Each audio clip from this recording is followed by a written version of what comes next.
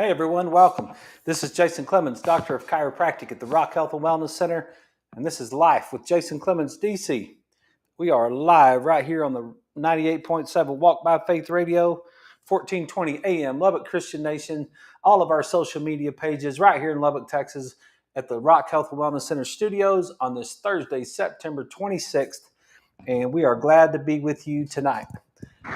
Hey, we've had some good shows this week. Had some good conversation last night, and we followed it up with 2 or 3 conversations today that I think are kind of fun. I appreciate you guys watching and listening. I heard from 2 or 3 people today that came in and got adjusted that watch and listen to the show and got some text. Some of them I want to go over tonight, and got some really cool, hot off the press articles to go over with us.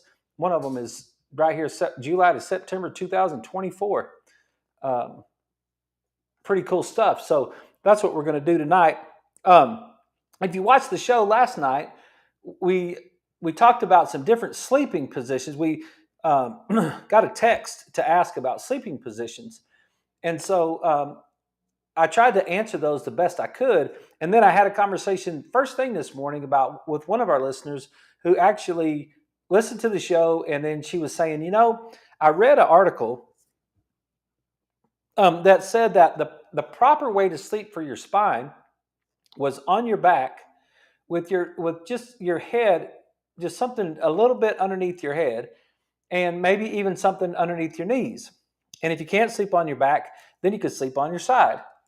And I was like, that's great. That's a great, first of all, thank you. Thanks for listening to the show.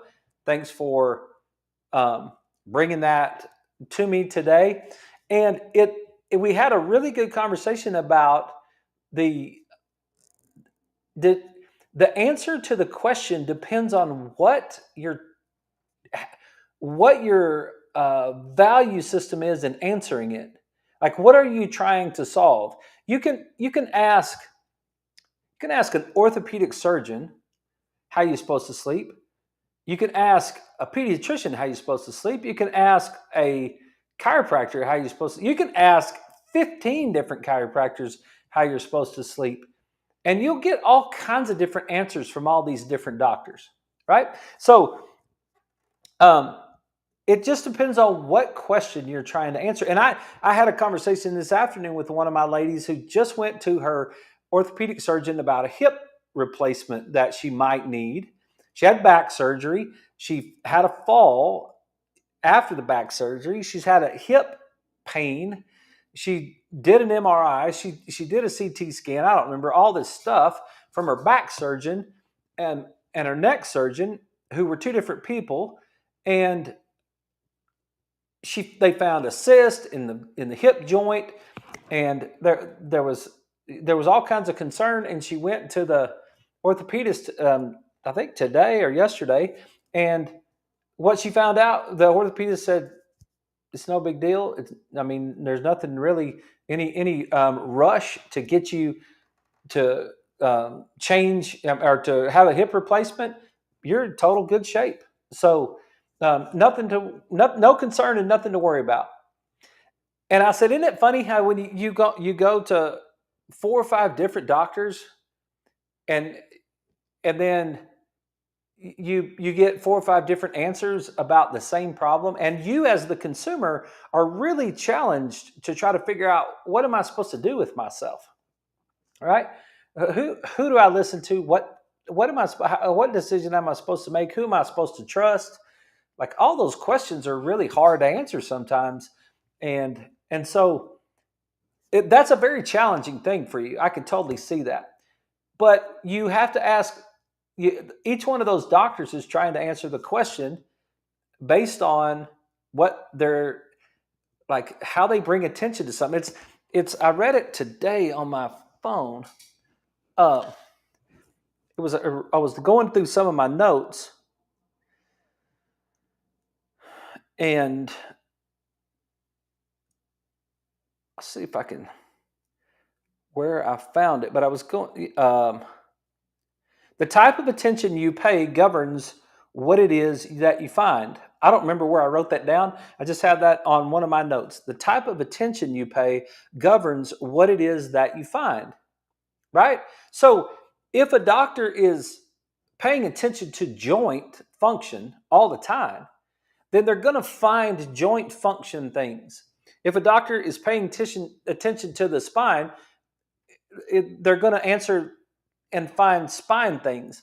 If a doctor is paying attention to the brain, then they're going to find brain things. Now, you may have three things all answered by the same. You ask three doctors, they look at it for three things because they pay attention in a different way. My whole life, I've heard you're supposed to sleep on your back or sleep on your side. Don't sleep on your stomach. It's not good for you. I've even had chiropractors say that you're supposed to sleep on you're not supposed to sleep on your stomach because it's not good for you. It's what is so cool about what we're doing with this show. When you have to do wellness every night, you have to do wellness every night from 6 to 7, and you will not get into craziness if you can help it. Like you're not going to get we're not going to get off into all kinds of crazy. Remember what we talked about, relief factor or whatever. It's so funny. All my people know what that is. I mentioned it this morning in the 6 o'clock class. We're not going to get into that. We're not going to get into the pill that has the resveratrol and the fish oil and the turmeric in it. We already know we're supposed to eat our blueberries and our raspberries, and we're supposed to take our fish oil. You solve that problem, and you won't have that. You won't have to worry about taking some supplement, right? So what I think is really cool, and what I'm really enjoying about this, especially the further we go into this, is how many different ways it stacks back on top of itself.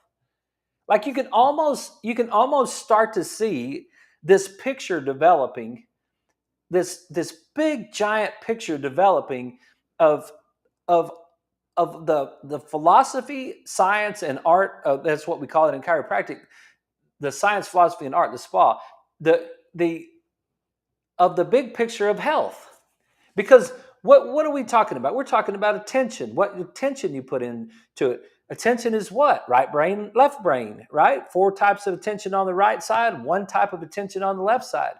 And whatever attention you bring to it is what you get out of it. Where do you start with it? Do you start with the spine or do you start with the brain? Where is your focus? Right? And then you start to analyze all these different things, and you can start to see, oh, I see what's going on now. Like if I start with the brain, and I want to make sure that the brain is functioning properly, because I'm in my 20th year of seeing patients, and I didn't start like this. I started below the brain. I started with all of these things: the shoulder and the spine, the shoulder, the elbow, the wrist, the hip, the knee, the ankle. I started in all of these things, and I worked and worked and worked. And the longer I work and the more I study and the more I see, what I really, really understand is that if you don't get the brain right, you'll spend your whole life chasing things. You'll spend your whole life chasing things. So let me make sure I'm very clear. What we answered last night about sleeping positions was the best thing that I know for the brain. It's the best thing that I know for the brain. Not the best thing I know for the spine necessarily. But in my life and in my practice and in my advice, I'm going to try, I don't know if this is a true statement. I'm making it up right now. Right now as we speak, I'm going to try to create a structure of belief that's based on the smartest thing I know, and that's to keep your brain healthy. If I had to choose between keeping your brain healthy and keeping your spine healthy, I mean, that's a hard choice, because if your spine goes bad, your brain's going to go bad. But I would want you to try to keep your brain healthy. Now the other thing is, which is I think is super important, I'm not disagreeing with the people that say you should sleep on your back, because it's a third order. That's one of the things. That's another part of this big picture that we can get into. is it's a third order problem.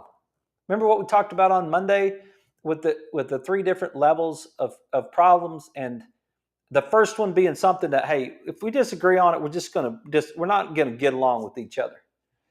Like if you're all into a rape and incest, like no, it's just not something that I just can't, I can't go there. I can't tolerate it. I'm not, I'm not going to be for it. I don't care what the circumstance is. I'm not going to do it. Like, right? No, that's not acceptable. So you and I would break relationship over that first order thing. We're just not going to, it's not something that we could do. But I really have been thinking about it, and I just can't think of as long as we both are allowed to get along. I mean, like maybe abortion is a tough, I mean, that is one of the toughest subjects.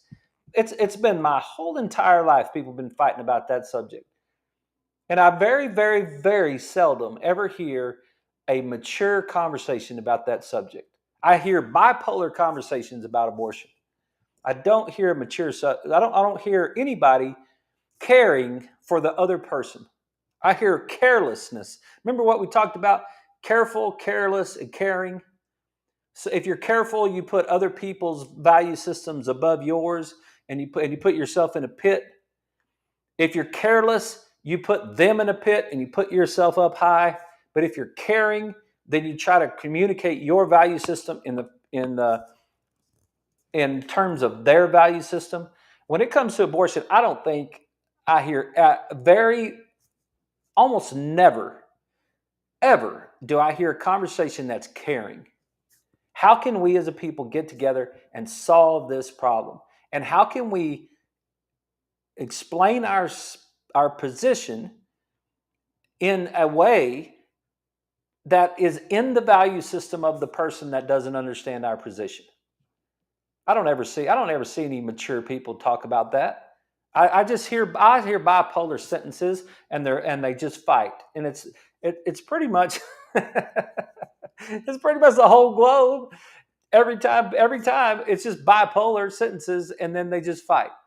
Pick up anybody who's fighting about anything and just watch them be bipolar and fight. Do I think there's things to fight for? Absolutely. This is not a political show, and I'm not trying to get political by any means tonight. I'm just saying that, like, that might be a first order problem, like that. But let's just take that one subject out of our conversation for the moment, and let's just talk about can we find any other first order problems? Is there anything that you're going to do with your health, your personal health? Maybe not maybe if you bring in the health of some other person, then it starts to become more cloudy to me. It becomes a first order problem. If we're talking about children, conversation this morning, my couple was out at the fair. The mama and a little baby in a little toddler or something in a stroller, and it was drinking its milk. Now, you and I both know it's drinking Similac or something like that, and it's full of corn syrup solids, and that's creating inflammation in the gut, and we're going to have some sort of response to that, which is going to be high in histamines and all that. We're going to have a bunch of ear infections, and all that's going to happen when we get on that formula. But that's not that's not the subject we're talking about, right? The baby was down to the end of their milk, and was having trouble getting to it or something. And then so what the mom did is the mom took the lid off of the cup and then dumped out the rest of the milk and then filled it up with lemonade and then gave the baby lemonade. And it's like, okay, is that a first order problem? Is that something that we're going to separate from? Like if you feed your child lemonade, I don't even know. It's the mom doesn't know. I feel like personally, the mom doesn't really understand the depth of the problem. What's lemonade? How you make lemonade? Let's just look it up, because we know the answer. How do you make lemonade. I bet we'll get something right here. How to make lemonade. 14 steps. This is on the wikihow.com. Homemade lemonade. 1 cup of lemon juice, 1 cup, 225 grams of sugar, 6 cups of water, and ice. There you go. Okay. 1 cup of sugar, that you're feeding that baby sugar right off the bat. Refined carbohydrate, sugar. And then they said, well, once the baby had the lemonade, then they didn't even want the milk anymore. Well, of course not. Why would they? They're racking that dopamine up like crazy with that sugar lemonade. And so why would they want that? They wouldn't. Now they say, well, my baby won't drink water. It's like, well, your baby won't drink water because you've been feeding it lemonade and juice and Coke and all that other stuff. Now, that's why it won't drink water. So my point is, I don't know if that's a first order thing or a second order thing, but what we're talking about tonight is definitely a third order thing. How you sleep is not something that we should, in any form or fashion, break up over. What you might have to do is you might have to listen to one doctor and listen to another doctor and then see how it's working for you. What is the best option for you? Because that's really ultimately what it comes down to is if how are you functioning? Are you able to function sleeping on your back? Are you getting rest? Is your oxygen low at 4 o'clock in the morning?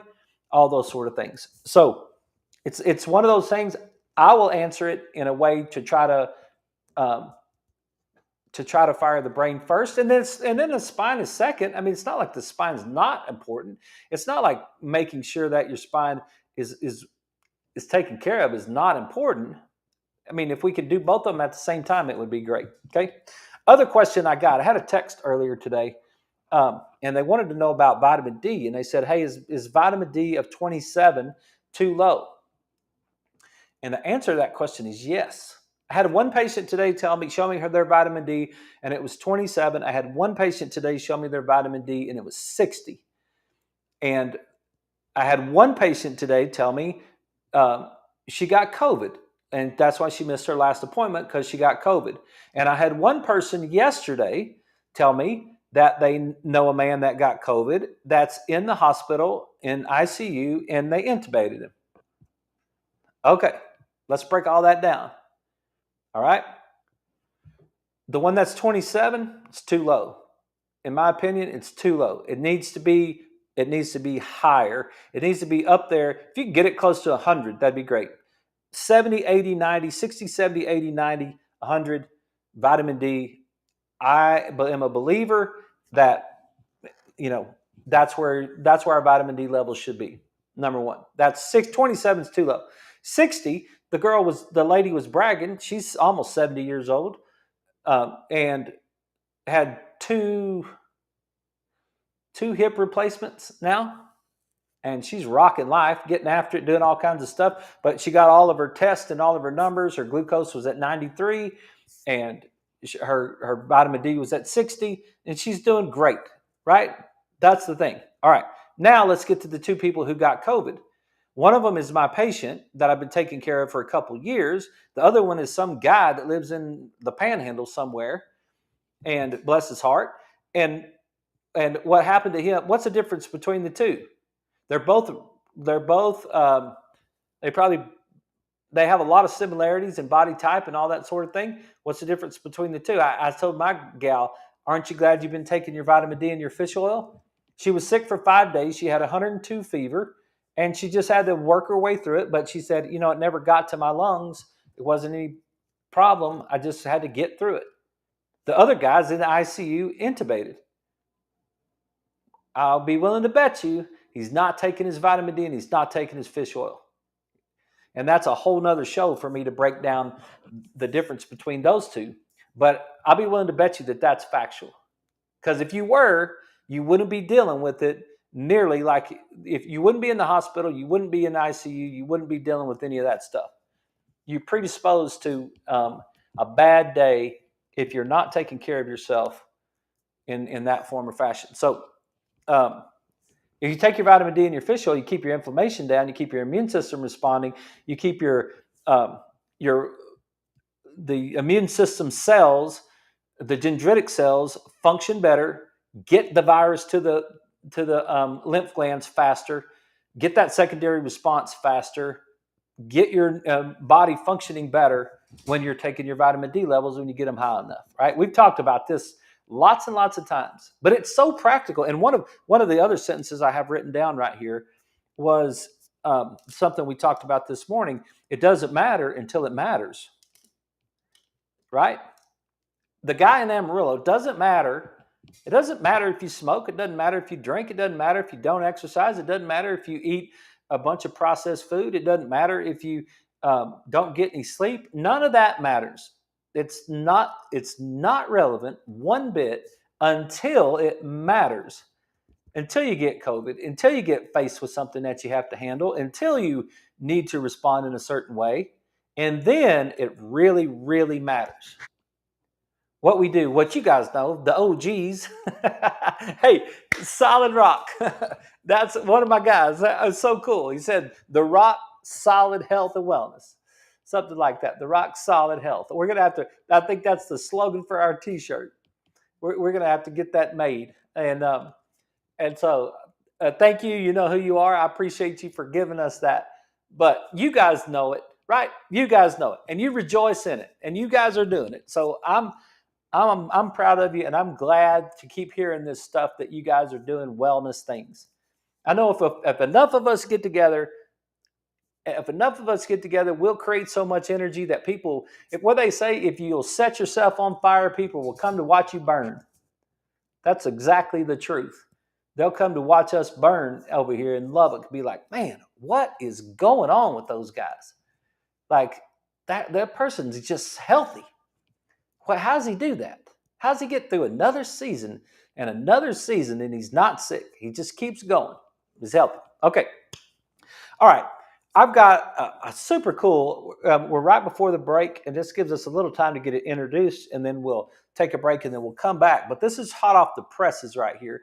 And I decided to do this article tonight because I think I had the conversation with one of my ladies this morning that you know, I share a lot of what's going on in my office on this show. You guys know that, right? I don't ever mention anybody's name. Sometimes I'll change genders. Sometimes I'll change time frames. Easy now. Easy. I'm not changing genders. I'm just saying, I might talk about a case and I might say, hey, this woman, I was taking care of this woman one time, but we had this problem.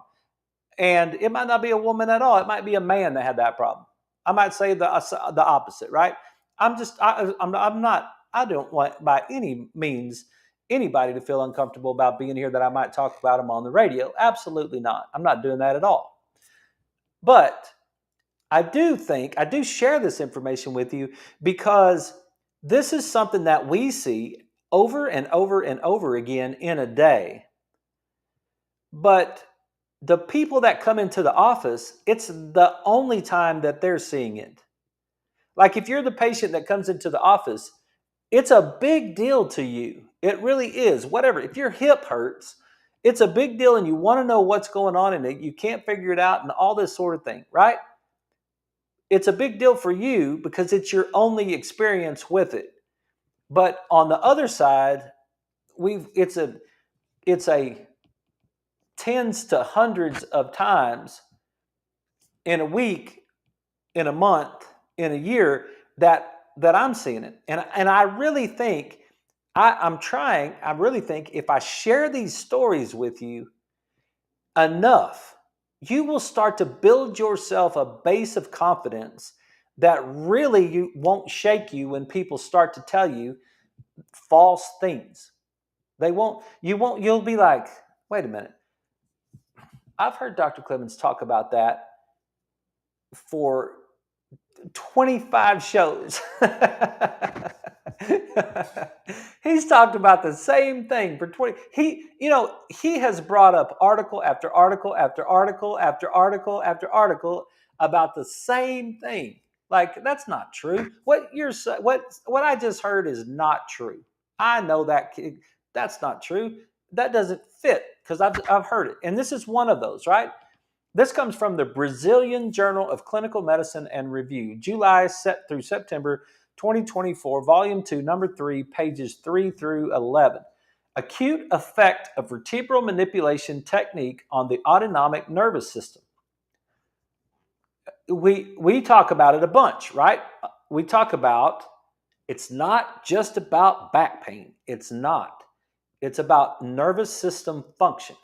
And in this particular case, we're talking about, they're calling it the vertebral manipulation technique. We would call that an adjustment on the autonomic nervous system. Your autonomic nervous system, remember, it's your fight or flight response and your sympathetic nervous system. It's your parasympathetic nervous system and rest and recover. It's the ramping up and the calming down of your nervous system. That's your autonomic nervous system. It's things that are out of your control, really. It just happens automatically. Another way of saying autonomic nervous system is kind of saying automatic. Now, all right, we got to take a break. We got to take a break. So we'll be right back right after these messages. You guys stick around with us. This is Life with Jason Clemmons, DC, and we'll be right back.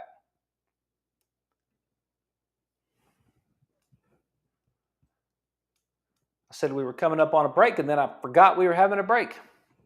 So, yeah, the autonomic nervous system.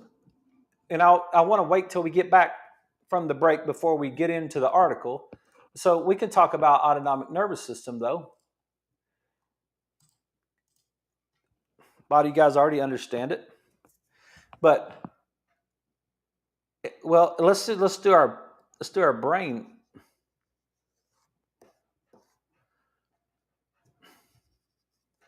Right, left. Right side has an affinity for adrenaline, noradrenaline, epinephrine, the things that are going to speed us up, right? This is where our fight and flight response starts, over here on the right side. This is fight or fight.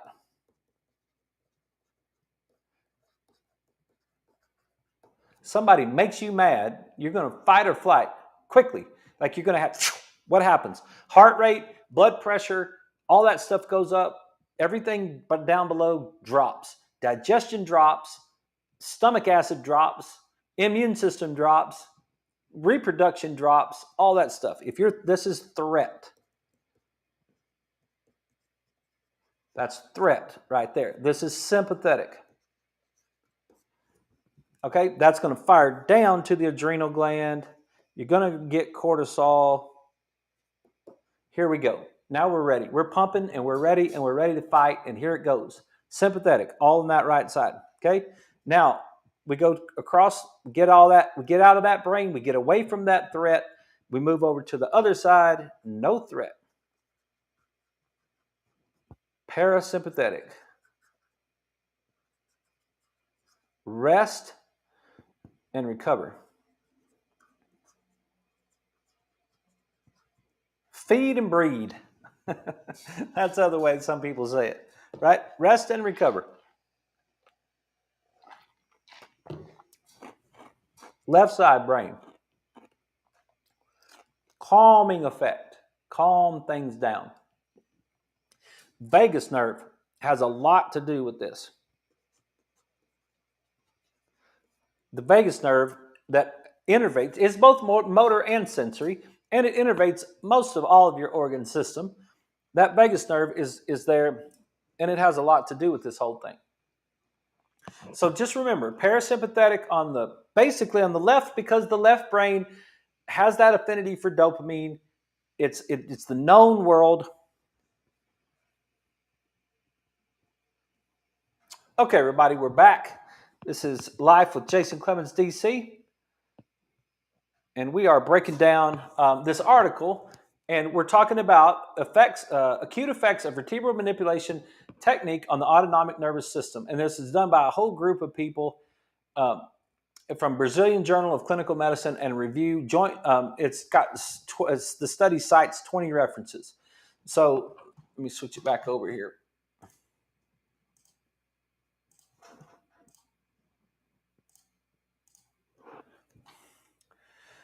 Joint manipulation uses high velocity, low amplitude thrust movements. That's that quick movement, quick right there.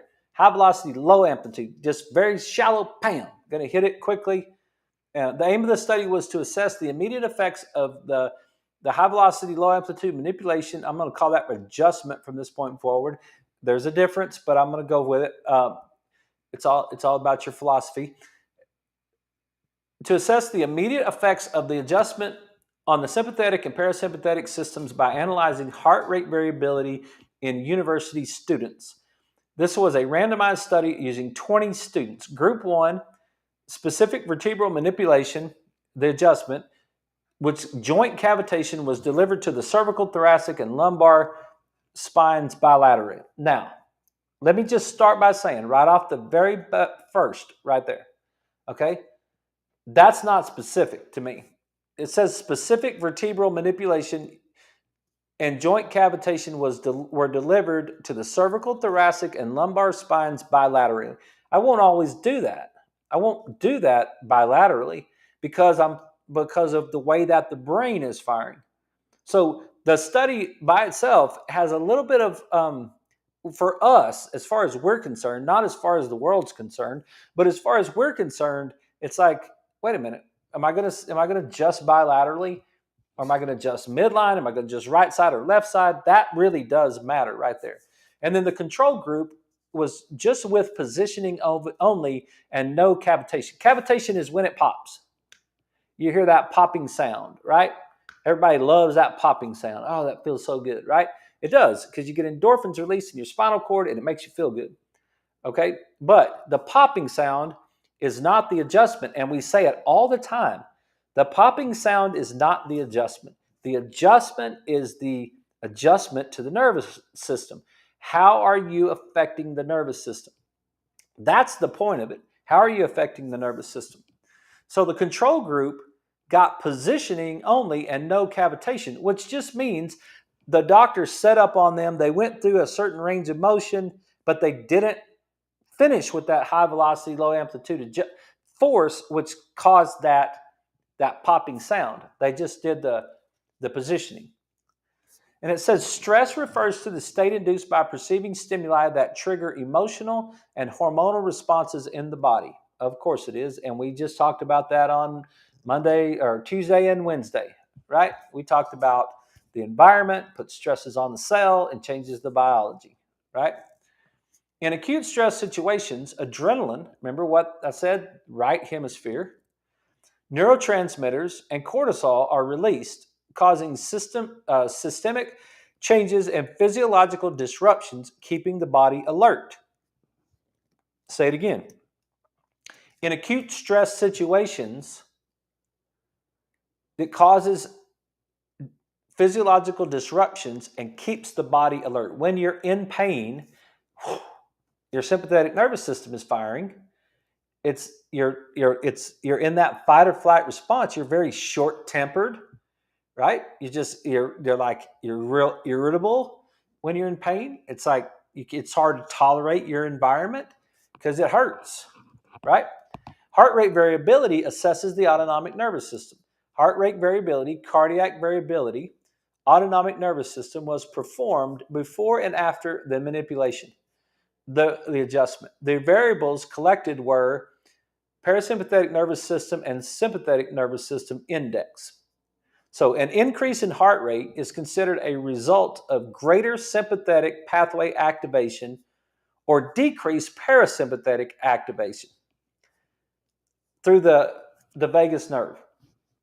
Okay, so if we want to speed our heart rate up, we're going to fire that nervous system, that sympathetic nervous system, or we're going to dampen that parasympathetic nervous system according to this article, right? Heart rate variability is a non-invasive measure to identify autonomic nervous system dysfunction. And I know that we've gone over this lots of times, but if I can get to it,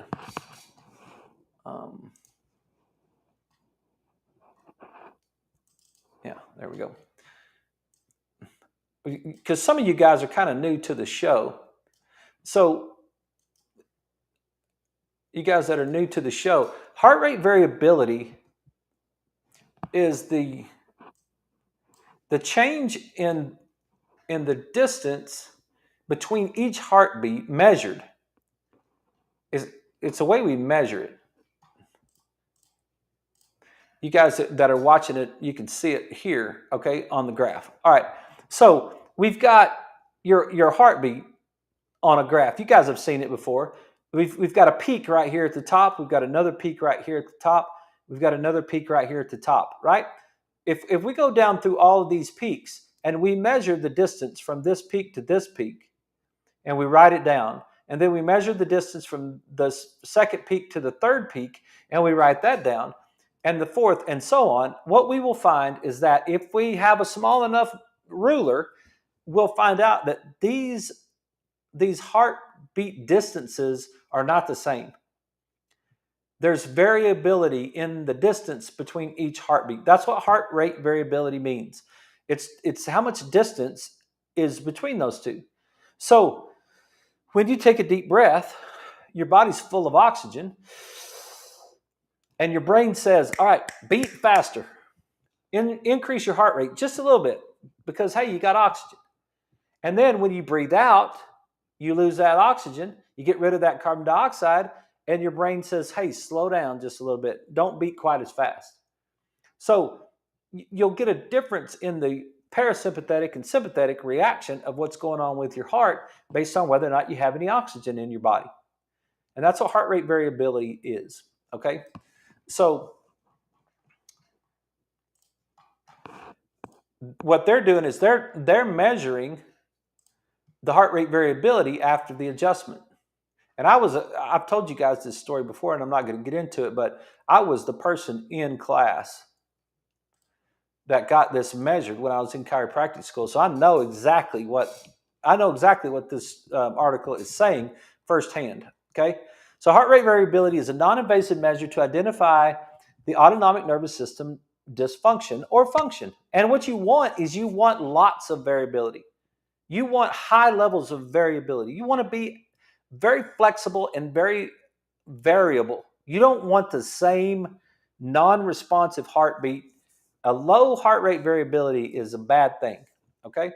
The activity of the parasympathetic nervous system through vagal stimulation decreases heart rate and increases heart rate variability, okay?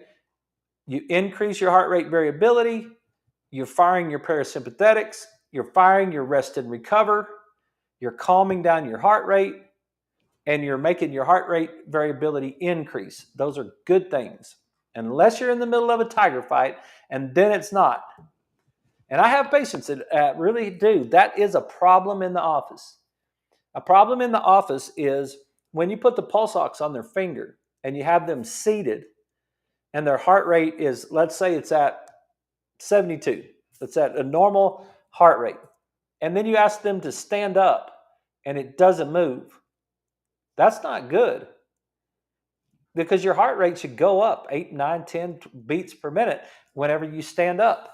So if there's no change in heart rate, then we're not getting sympathetic response to a stress. That's a bad thing. You're designed to respond to stress. You're designed to respond to stress. And if you're not responding to stress, that's not good. Okay? You're supposed to do that. But then you're supposed to understand the stress moves away from the right hemisphere into the left, and then the threat goes away. Now we got to kick that parasympathetic back into play and drop that thing back down.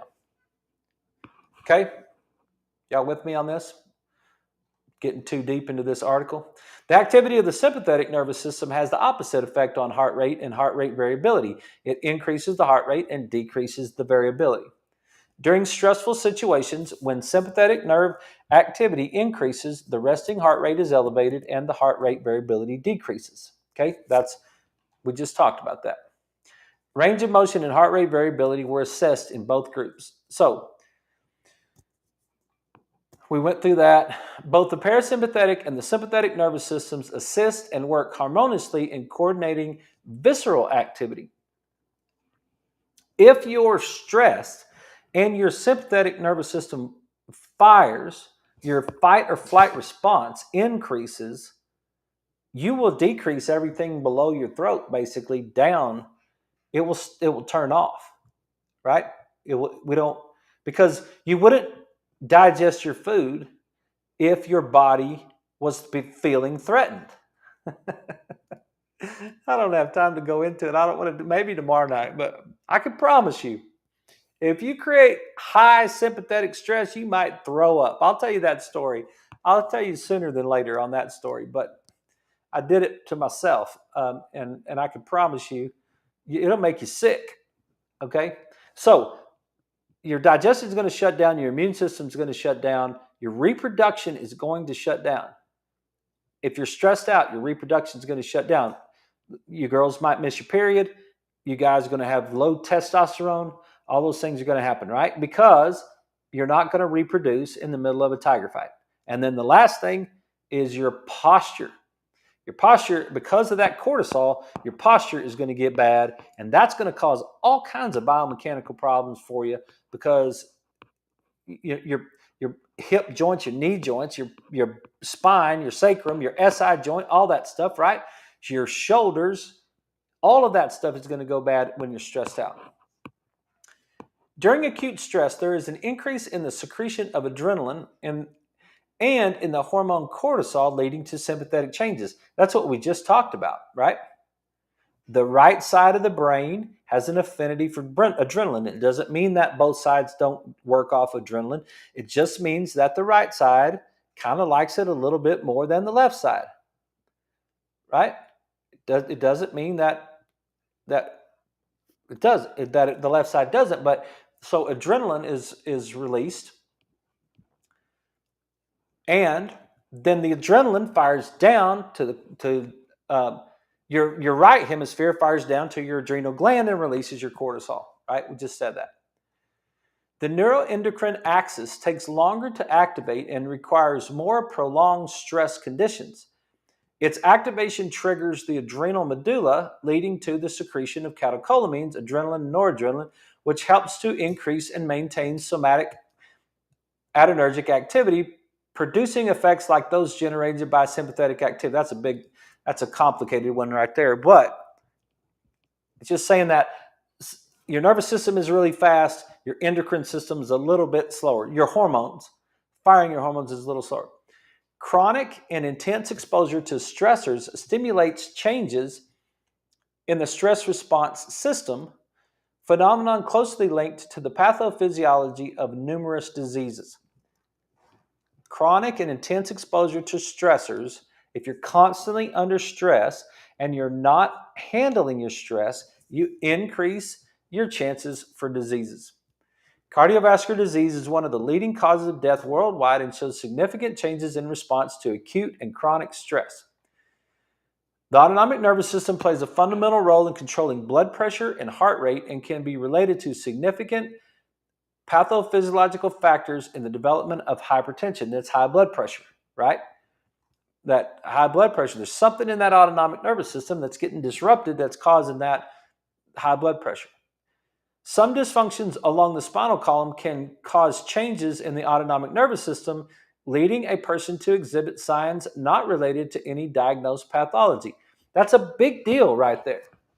It's a really, really big deal. Some dysfunctions along the spinal column can cause changes in the autonomic nervous system. Subluxations can cause problems in your spine, in your nervous system. Subluxations, misalignments, whatever you want to call them, interference in the nervous system. That's what we're talking about, right? It's a key point. So several studies show the changes in activation of the peripheral and central sympathetic nervous system after spinal manipulation, after an adjustment. Several studies show changes in the activation of the peripheral and central sympathetic nervous system after the adjustment. Um, Analgesia resulting from the use of adjustment is generated by descending inhibitory pain services with the indispensable role provided by the lateral column and the perioccipital gray. That's very important for us. It's not important for you. It's just simply saying that after you get adjusted, you inhibit pain. There's pathways from the brain to the body that will inhibit pain after an adjustment. The combination of movement in the spinal column on stress zones in the spine and the displacement of the position of the vertebrae can dominate and move various structures of the body in space, alternating normal function. We know that. Your function, stress on the body changes the function. Physical, chemical, and mental emotional stress on the body changes the function. If you're not functioning properly, you've got physical, chemical, and mental emotional stresses on the body. Reverse engineer it and figure out where your physical, chemical, and mental emotional stresses are, and you'll solve the majority of your health problems. Like, you could, if you just understand that. Okay, so both groups, here's the findings. Both groups experience increased range of motion. Whether you actually adjusted them and put them through that cavitation, or you just set up like you were and you move them through ranges of motion, you increase the range of motion with greater improvement in the manipulation group. The ones that actually got the cavitation had greater improvement, but both groups improved. So sometimes when I'm adjusting a patient, people will say, "Doc, I don't think you got it. Did you get it? Did you get it back in? I don't think you got it. Was I out of whack?" I heard that one today. And I told her, I said, "Well, when I was adjusting you, I didn't really think, this lady's in whack." That's exactly what I told her. Because I hadn't seen her since last year. And I was like, I didn't really think to myself, she's in whack. Yeah, no. Both groups showed increased parasympathetic activity and reduced sympathetic stress levels. Both groups saw an increase in parasympathetics, which means an increase in rest and recover nervous system function, and a decrease in sympathetic fight or flight response. Do you know how many times a person gets off the table and they're like, "Oh, that's already better"? Why is it better? Because they made it up in their head? No, because they got a parasympathetic increase and a sympathetic decrease. Now, you can fire the sympathetic nervous system depending on which direction you want to fire. And so that's why I think the right side, left side stuff and whether or not you're going to adjust, which parts you're going to adjust sometimes matters, right? After the adjustment, an increase in range of motion and parasympathetic action was observed, right? So we had better range of motion and we decreased our stress levels because we increased our rest and recover nervous system. Now, what do you and I know, the guys that, because you guys have been listening to this show, what do we know about movement? How important movement is? Increased range of motion. If I move that joint through a half range of motion, but I move this joint through a full range of motion, what does that do to the input into my brain? It changes. If I'm moving this joint, my index finger, for you guys on the radio, if I'm using my index finger and I'm halfway bending my index finger, but on the other side, I'm moving that index finger through a full range of motion, what is that doing to my brain? What am I doing right now to my brain? I'm sending 50% of the information from this knuckle and all the associated soft tissues to the opposite side brain as input. And I'm sending 100% of the, or pretty dang close to 100% of the joint and associated soft tissues from this joint into my brain on the other side. So what is that going to matter today? Probably not any. What is it going to matter with me doing it just during the show? Probably not any. What's it going to matter with me doing it over the next 20 years? It's going to matter. Okay? It's going to matter because it's going to change the input into the brain. If the body is not going through the proper range of motion, the joint will wear out. Remember the old boy? Remember what we said yesterday? The old boy said his knee, or did I say that? One of my good guys, he said he's got a friend in Kansas, and in Kansas, he's an old fella, and he had to have a knee replacement. So my patient said, "Hey, well, what happened to you? How come you had to have a knee replacement?" And the old man said, "Well, I just had too many birthdays." And my patient said, "Well, that sounds about right to me." And I was thinking, that does not sound right to me. Because the only way that sounds right to me is if both of those knees were worn out and you had to have a double knee replacement. They both had the same amount of birthdays. But the right knee got replaced and the left knee's fine. Nope. Abnormal movement over time changes the brain, changes the output. We know that as a fact, right? After spinal manipulation, an increase in the range of motion and parasympathetic action was observed. Manipulations, adjustments lead to significant. What does that mean for me? Why do I say that? Why do on-purpose chiropractors hate that word manipulation? Y'all don't care. The public doesn't care. I know that the public doesn't care. The authors of the story don't care. The adjustment has intention. The manipulation is just anybody can adjust the spine. I mean, anybody can manipulate a spine. A medical doctor can manipulate a spine. A DO can manipulate a spine. A massage therapist can manipulate a spine. A chiropractor can manipulate a spine. Your dad could probably manipulate your spine. Your husband, your spouse, whatever. There's a lot of people that can manipulate a spine. But there's not a lot of people who can deliver an adjustment. There's a difference. You just go do it. Go let your DO adjust you and then come get adjusted by your chiropractor. Tell me if it's the same thing. It will not be the same thing. I promise you. It's a different experience, especially if you get an on-purpose chiropractor. Okay? So, let's keep going. Adjustments lead to significant improvement in pain, mobility, and functional capacity.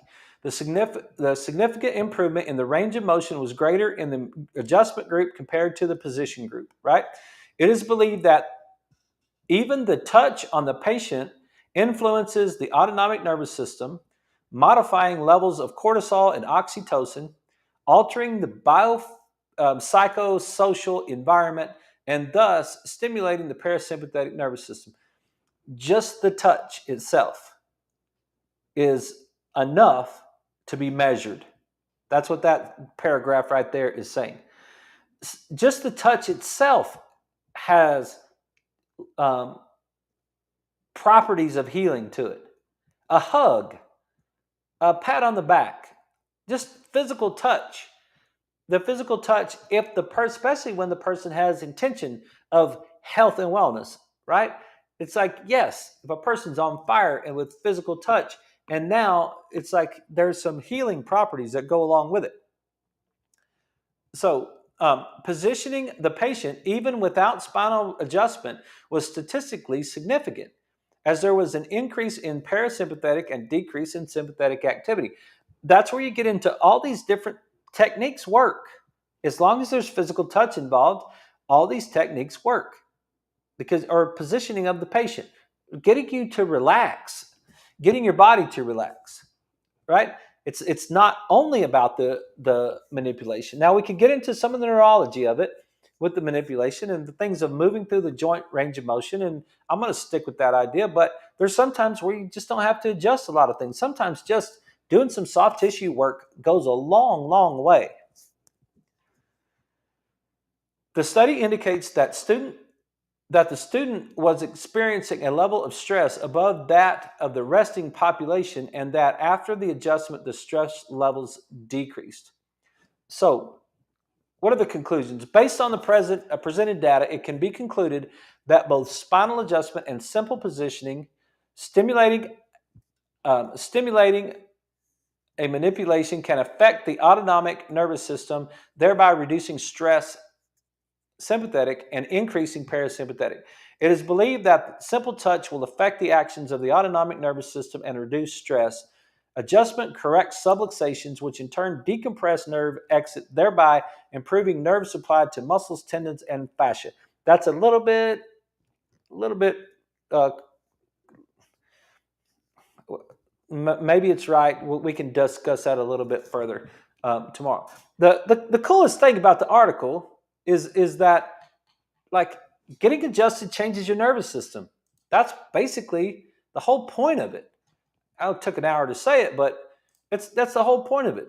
You can increase the function of your nervous system. You can increase heart rate variability. You can decrease sympathetic stress.